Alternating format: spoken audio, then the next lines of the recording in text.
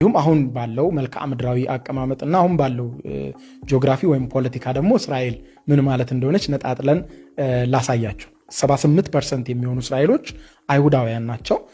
18% የሚሆኑት የእስልምና እምነት ተከታዮች ናቸው። እንዲሁም 1.9% የሚሆኑት ደግሞ የክርስትና እምነት ተከታዮች ናቸው ማለት ነው። ስለዚህ አሁን ባለው አቀማመጥ ሀገሪቷን የሚመራት የአይሁድ እምነት ነው። ስለዚህ አይሁዶች ናቸው። ኢቭን ክርስቲያኖች ተብሎ 1.9% የሚጠቃለሉት የኦርቶዶክስ ክርስቲያኖች አሉ። ለምሳሌ የኢትዮጵያ ኦርቶዶክስ አለ፣ የግሪክ ኦርቶዶክስ አለ፣ የኮፕቲክ ኦርቶዶክስ አለ። የተለያዩ ኦርቶዶክሶች ከዚህ ቀደም በጣም ብዙ ገዳማት ምናምን እንደጎበኘ ነው ማለት ነው። የካቶሊክ ደግሞ እምነት አለ፣ እንዲሁም ደግሞ የሮማ ካቶሊክ አለ፣ ሌሎችም ይህንን ጨምሮ ፕሮቴስታንቶችም አሉ።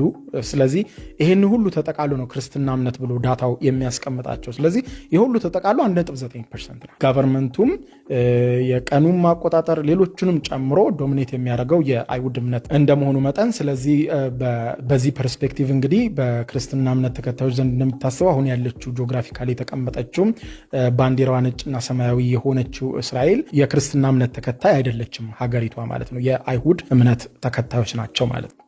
አሁን ያለችው የምናቃት ባንዲራዋ ነጭ በሰማያዊ የሆነው የክርስትና እምነት ተከታይ ሀገር አይደለችም። ያንንም ማለት ደግሞ